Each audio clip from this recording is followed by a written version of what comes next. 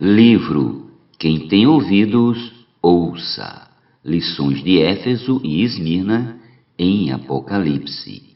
Pedro Dong. Capítulo 5. Tema desta semana: a busca pela preeminência na Igreja.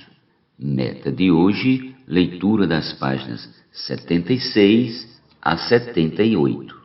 A ascensão de cargos e a decadência da Igreja.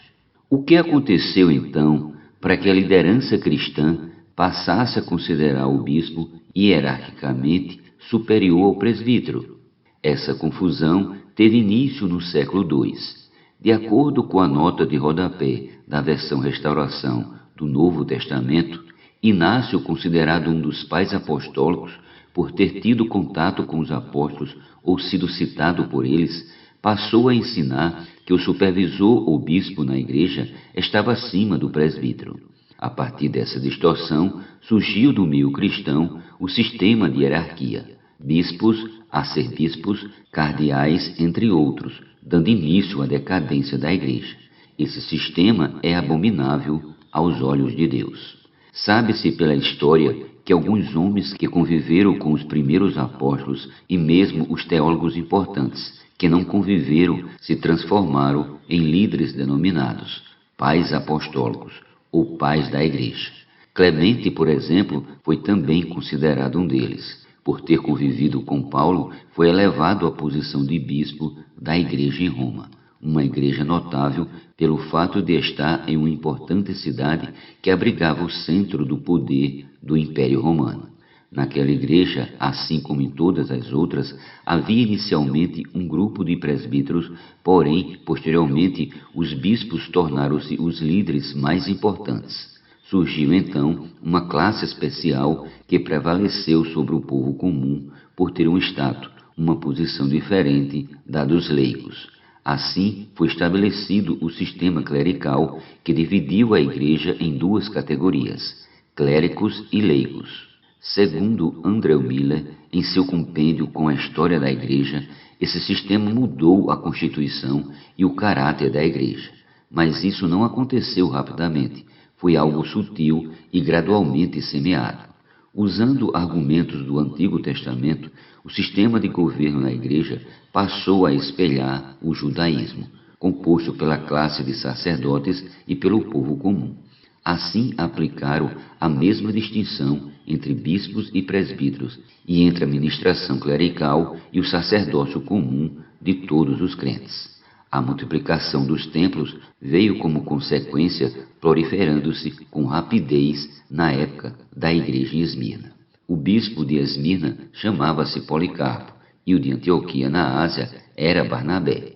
De acordo com André Miller, eles eram denominados apóstolos inspirados. As pessoas entendiam que, por conviver com alguns dos apóstolos, eles eram inspirados pelo Espírito Santo. Em seu livro, A História da Igreja, Miller ressalta que, não obstante os altos privilégios que desfrutaram como discípulos dos apóstolos, logo se afastaram das doutrinas que lhes haviam sido confiadas, em especial quanto ao governo da Igreja. Por isso, o primeiro tiro de Satanás atingiu a palavra profética e o segundo atingiu o governo da Igreja. Assim, o governo do Espírito Santo foi fortemente abalado, de maneira que houve uma interrupção no período apostólico e, como consequência, a palavra profética foi trancada. André Miller, no entanto, aponta que os tesouros da palavra profética foram destrancados pela Igreja em Filadélfia, que historicamente teve início no princípio do século XX. Vê nota de rodapé de seu livro na página 77. Segundo a Bíblia, para a administração local de cada igreja, Deus designou presbíteros e diáconos. Os presbíteros ou anciãos precisam ser pessoas maduras para supervisionar os serviços e assuntos da igreja e pastorear o rebanho de Deus, e os diáconos devem auxiliá-los nas questões de ordem prática. 1 Timóteo capítulo 3, versículos do 1 a 8. Contudo, conforme André Miller, à medida que a voz da inspiração, que é a voz do Espírito Santo, se torna cada vez mais silenciosa na igreja, ouvimos a voz dos novos mestres gritando e exigindo que as maiores honras e o supremo lugar sejam concedidos aos bispos. Isso é evidente nas epístolas de Inácio, escritas por volta do ano 107, pouco tempo depois da morte de João. Graças ao Senhor, esses escritos, embora tenham sido amplamente divulgados na época, não foram incluídos no cânon do Novo Testamento, portanto, não estão na Bíblia. Como já mencionamos, entre os pais apostólicos estavam Clemente, que foi um dos cooperadores de Paulo, conforme lemos em Filipenses. A ti, fiel companheiro de jugo, também peço que as auxilie, pois juntas se esforçaram comigo no Evangelho. Também com Clemente e os demais cooperadores meus, cujos nomes se encontram no livro da vida. Filipenses 4:3.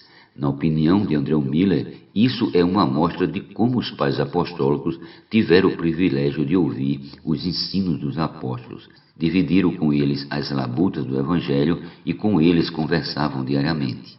Era, portanto, natural esperarmos deles ensinamentos saudáveis, mas infelizmente isso não aconteceu. Inácio, um dos pais apostólicos que viveu nos tempos de João, também não atendeu à expectativa de ensinar como os apóstolos ensinavam.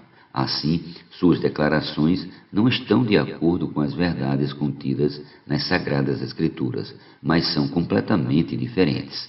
Elas diferem também do que todos os outros pais da Igreja ensinaram. Ainda conforme André Miller, Inácio enfatiza de maneira tão forte a submissão à autoridade episcopal e a louva tanto que algumas pessoas até questionam a autenticidade delas. Dessa forma, os ensinamentos diferentes avançavam na Igreja, pois abriram espaço para eles entrarem, alimentando assim o desejo desprezível de conquistar a preeminência na Igreja.